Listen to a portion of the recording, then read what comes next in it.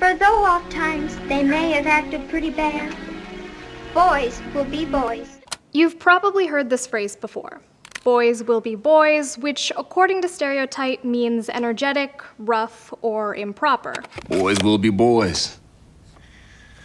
Boys will be boys.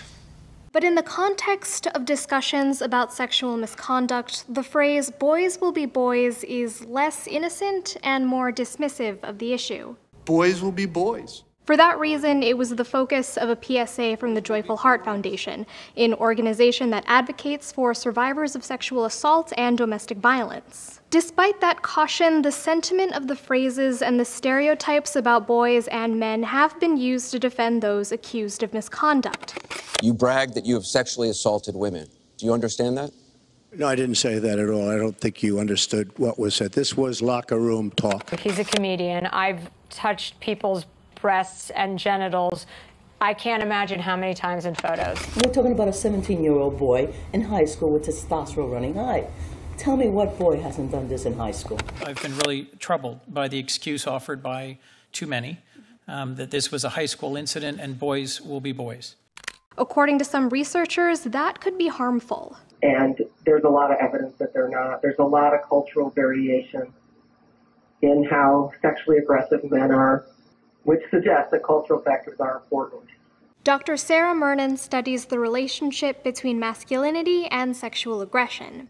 People are talking a lot about this concept of precarious manhood, that manhood is something in our culture that is, hard to achieve, but it's easily lost.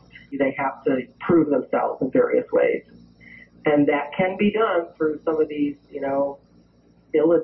socially illegitimate means, such as, treating women in a very sexually calloused way, drinking to excess, showing that you're violent or something like that.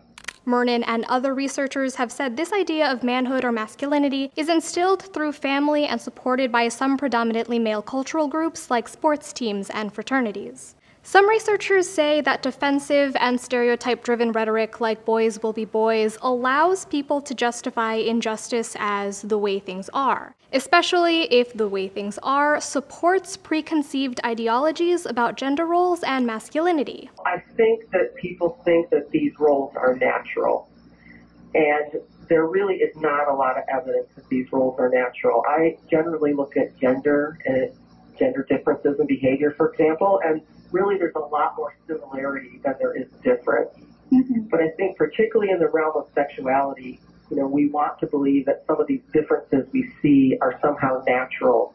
These ideas of natural differences between men and women can form the basis for rape myths, a term used by researchers to describe false beliefs about rape, rape victims, and rapists. Well, he was drunk.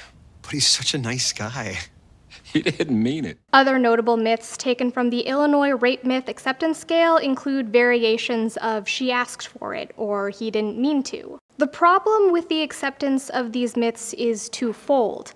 It creates hostile environments for survivors of assault, and according to some research studies, may even encourage some men to commit acts of assault themselves.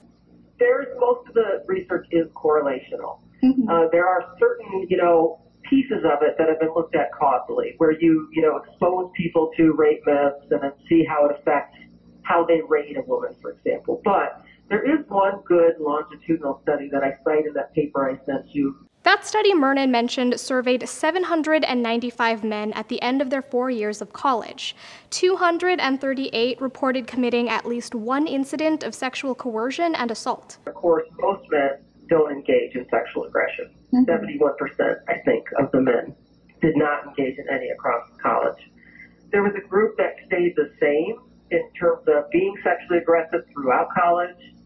There was a group that decreased, and there was a group that increased. And they found that the group that increased were more likely to have these hostile, masculine attitudes, but were also likely to have supportive peers. No more, not my problem. No more, she was flirting with him. No more, she was asking for it. No more, boys will be boys.